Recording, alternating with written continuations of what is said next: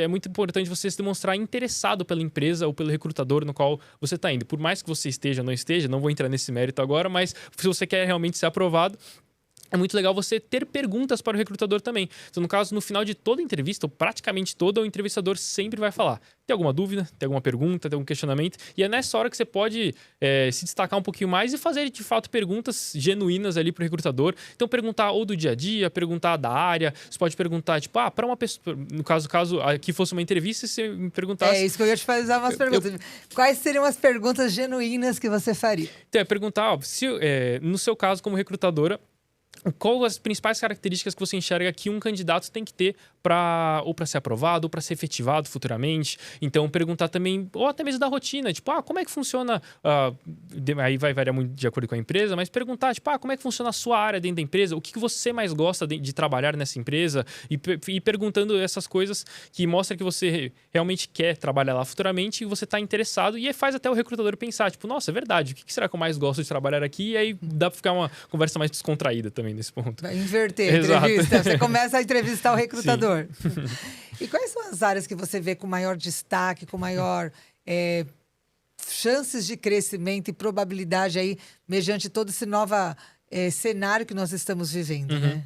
Nossa, sem dúvidas, de longe, disparado, o que mais está crescendo no mercado hoje é de inteligência artificial, isso não tenho dúvidas, porque hoje, assim, a IA, a inteligência artificial, vem meio que tendo um papel muito importante em diversas áreas, diversas carreiras. Não vou dizer que ela vai substituir alguns cargos ali, mas quem está por trás e consegue utilizar essas IAs da melhor forma sempre vai sair muito na frente. E aí, assim, quais áreas especificamente? Quem quer ser desenvolvedor, quem quer trabalhar com a área de programação.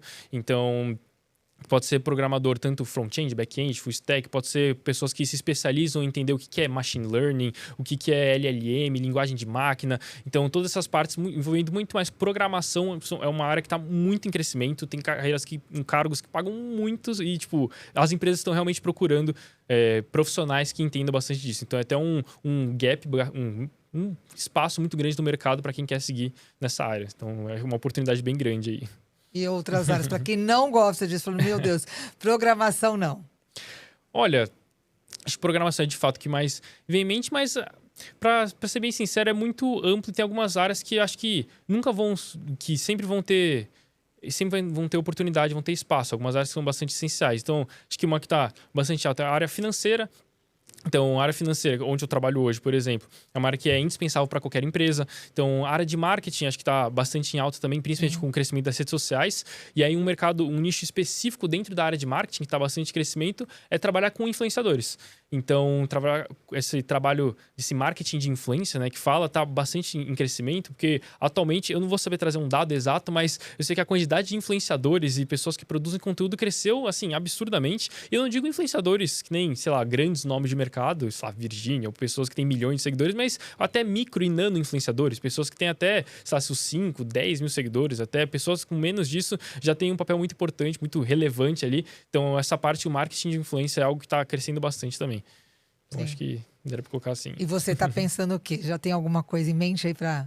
Para mim, no caso, específico do lado do meu pessoal... porque você não, você já passou em vários, né? Sim. No caso, sim. Assim, em paralelo a tudo isso que eu comentei... Tá gostando do financeiro que você tá agora? Tô. No caso que eu falo do financeiro, só por partes. Do financeiro. É uma área que eu tô gostando e eu, principalmente, tô aprendendo bastante. Então, assim, um sonho muito grande que eu tenho é falando de longo prazo, onde eu gostaria de chegar um dia, eu quero empreender, eu quero ter minha própria empresa, se vai ser com a Layup, se vai ser com esse meu projeto ou não, não sei, vou descobrir isso depois. Mas eu quero muito empreender e essa experiência que eu estou tendo hoje no financeiro, ela tá sendo muito importante, eu tô aprendendo bastante e, assim, me vejo trabalhando por mais um certo tempo. Tem muitas coisas que, por mais que você consiga aprender na prática, é muito bom você aprender com quem já sabe. Então, essa minha experiência no financeiro, assim, provavelmente se eu fosse tentar por conta própria, eu ia quebrar a cabeça bastante, ia me ferrar bastante até, de fato, entender como é que funciona a parte de contabilidade, o que é um DRE, um balanço patrimonial, fluxo de caixa direto, indireto, como calcula a EBITDA, enfim, todos esses termos, assim, eu não fazia ideia antes. Sim. E agora eu tô, de fato, aprendendo. Então, acho que seria um ponto que eu tô aprendendo bastante. Acho que para quem tá no começo, o mais relevante para quem tá fazendo estágio e tudo mais, é você, de fato, estar sempre aprendendo. E aí, você comentou em questão de marketing de influência. Em paralelo a tudo isso, como comentei um pouco atrás aqui, eu participo do grupo de atletismo da minha faculdade e por influência do pessoal lá, conversando com eles, um deles uma vez falou, tipo, por que você não grava uns vídeos de corrida? Porque tem muitos influenciadores de corrida que tava crescendo ultimamente e, assim, a parte de correr rápido e ser bom naquilo, eu já faço. O que precisava era gravar, pegar uma câmera e começar a falar ali que, quem sabe, um dia desse certo.